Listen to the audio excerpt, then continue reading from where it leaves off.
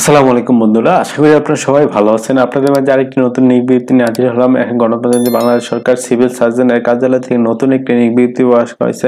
এখানে অনেকগুলো পদে আপনারা সবাই আবেদন করতে পারবেন। এসএসসি, এইচএসসি, অষ্টম শ্রেণী পাস হয়ে কিন্তু আপনারা সবাই আবেদন করতে পারবেন। তা নিয়ে আজকে বিস্তারিত আলোচনা করব। আপনারা সম্পূর্ণ ভিডিওটা ধৈর্য সহকারে দেখবেন।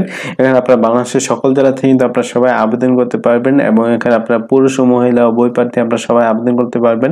সম্পূর্ণ অনলাইনের মাধ্যমে আপনারা সবাই আবেদন করতে পারবেন এবং এখানে আপনাদের আবেদন শুরু কবে শেষ কবে এবং এখানে কিন্তু আপনার 18 থেকে 30 বছর যারা আছেন তারা সবাই আবেদন করতে পারবেন। তা নিয়ে আজকে বিস্তারিত আলোচনা করব। আপনারা সম্পূর্ণ ভিডিওটা ধৈর্য সহকারে দেখবেন।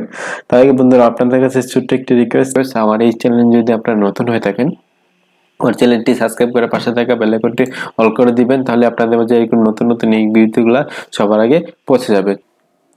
চলুন প্রথম দিকে এখানে আপনাদের আবেদন শুরু কবে এবং শেষ কবে। এখানে আপনারা দেখতে পাচ্ছেন সম্পূর্ণ অনলাইনে আপনারা সবাই আবেদন করতে পারবেন। অনলাইনে আবেদন শুরু হবে এখানে দেখতে আগামী 22 জুন থেকে আপনারা সকাল 10টা থেকে আপনার আবেদন শুরু হবে এবং 23 জুলাই পর্যন্ত কিন্তু আপনারা সবাই আবেদন করতে পারবেন। সম্পূর্ণ অনলাইনে কিন্তু আপনারা সবাই আবেদন করতে পারবেন। অনলাইনে আবেদন করার জন্য এই ওয়েবসাইটে যাবেন। এই ওয়েবসাইটে কিন্তু আপনারা অনলাইনে ইজিলিভাবে আপনারা সবাই আবেদন করতে পারবেন। চলুন দেখি এখানে আপনারা কি কি পদে আপনারা সবাই আবেদন করতে পারবেন। এখানে আপনারা দেখতে পাচ্ছেন ল্যাব অ্যাটেন্ডেন্ট, এখানে একজন লোক নেওয়া হবে। এখানে 19তম গ্রেডে।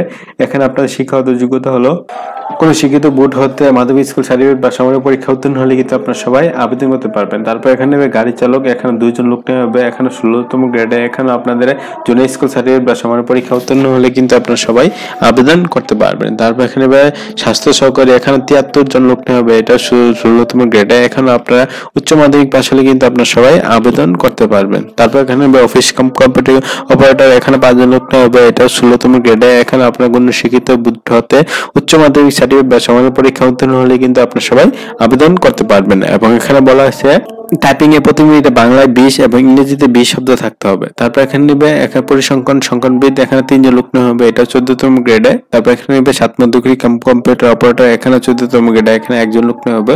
এখন আপনার কোনো বিশ্ববিদ্যালয় হতে ন্যূনতম স্নাতক ডিগ্রি হলে কিন্তু আপনারা সবাই আবেদন করতে পারবেন। তারপর এখানে নিবে কম্পিউটার অপারেটর, এখানে একজন লোক নেওয়া হবে। এখানে আপনাদের 13তম গ্রেডে।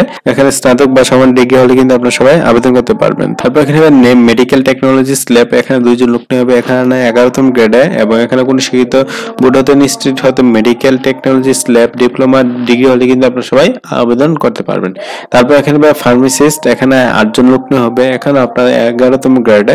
এখানে আপনারা কোনো শিক্ষাগত যোগ্যতা কোনো শিক্ষিত ইনস্টিটিউট হতে ফার্মাসিস্ট ডিপ্লোমার ডিগ্রি আর বাংলাদেশ ফার্মাসিস্ট কাউন্সিল হতে রেজিস্ট্রেশন প্রাপ্ত হলে কিন্তু আপনারা সবাই আবেদন করতে পারবেন। এটা কিন্তু সম্পূর্ণ একটি সরকারি একটি বিজ্ঞপ্তি, চাইলে আপনারা সবাই আবেদন করতে পারবেন। পুরুষ ও মহিলা উভয় প্রার্থী কিন্তু আপনারা সবাই আবেদন করতে পারবেন। নতুন একটি বিজ্ঞপ্তি। এই হলো আজকে ভিডিও। আর এই নিয়ে যদি আপনাদের কোনো প্রশ্ন থাকে আমাকে কমেন্টসে জানাবেন, আমি রিপ্লাই দেওয়ার চেষ্টা করবো ইনশাল্লাহ। আজকের মতো এতটুকু। আশা করি আপনারা সবাই ভালো থাকবেন, সুস্থ থাকবেন। আসসালামু আলাইকুম, আল্লাহ হাফেজ।